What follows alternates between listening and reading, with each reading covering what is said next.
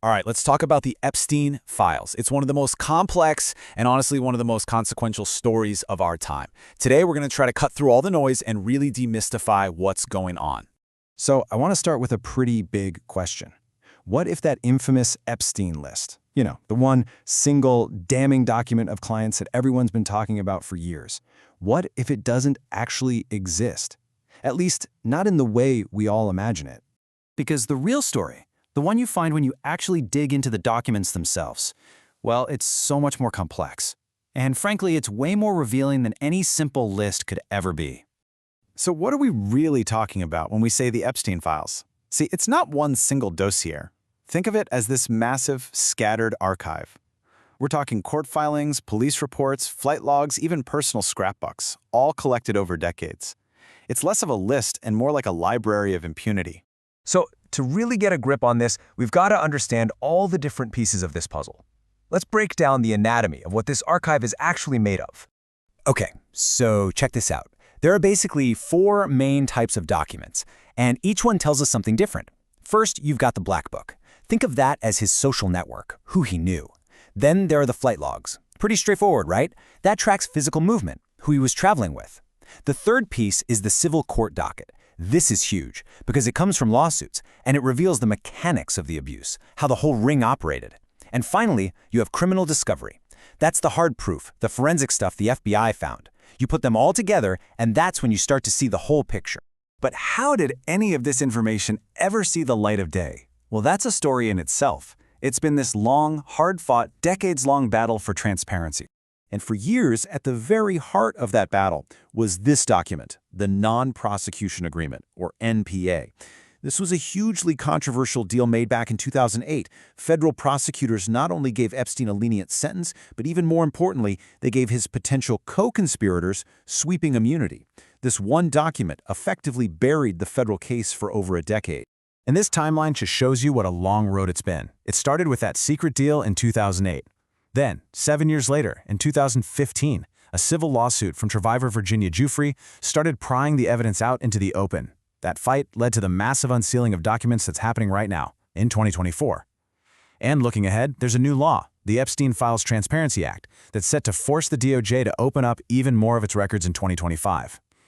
I mean, we're talking about a 17-year struggle for the truth, and it's still unfolding. Now, for the part I know everyone wants to know. What do these files actually say about the key names involved? And just to be clear, we're going to look at this with strict neutrality, reporting only what is in the documents themselves. A lot of the evidence comes directly from sworn testimony.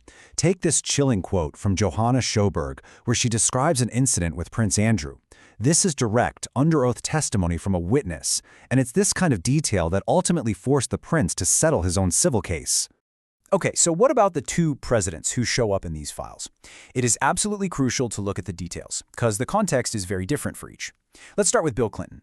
The files confirm he flew on Epstein's plane multiple times.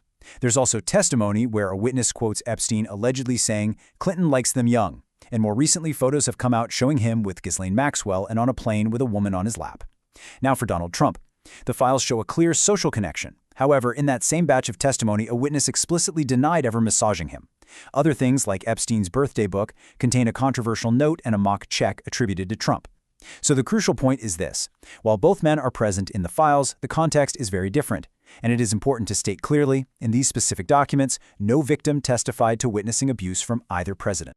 And it wasn't just politicians. The files identify the French modeling agent Jean-Luc Brunel as a primary recruiter. They detail a really bizarre dinner with the magician David Copperfield, who allegedly asked a victim if she knew girls were getting paid to find other girls. And Michael Jackson's name comes up. A witness confirmed meeting him at Epstein's home, though she was very specific that she saw no wrongdoing on his part. You know, the evidence tying these people to Epstein isn't just in testimony. As part of the recent document releases, a totally different kind of evidence came out. Epstein's 50th birthday book. This wasn't some dry court filing, it was a personal scrapbook put together by Ghislaine Maxwell, and it offers a different kind of proof, social intimacy. And probably the most explosive entry was this note attributed to Donald Trump that reads, "May every day be another wonderful secret." Now, it's really important to note Trump has vehemently denied the note is authentic, calling it a forgery. But its inclusion in the book really highlights the close personal nature of these relationships right at the height of Epstein's criminal enterprise.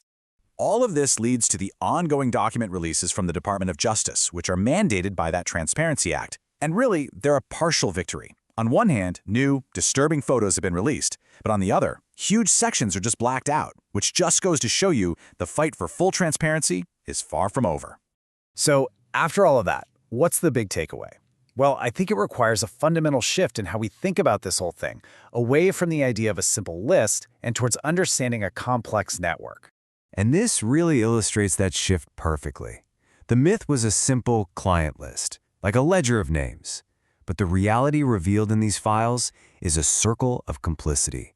It's this tangled web of social, financial, and political connections that gave Epstein cover. It reveals a whole system of institutional failure and elite impunity that allowed this abuse to go on for decades. Which brings us to our final and most crucial question. With so many of these files now open, the defining question isn't just who is on a list anymore. It's whether the powerful institutions that looked away and enabled them for so long will ever truly be held accountable.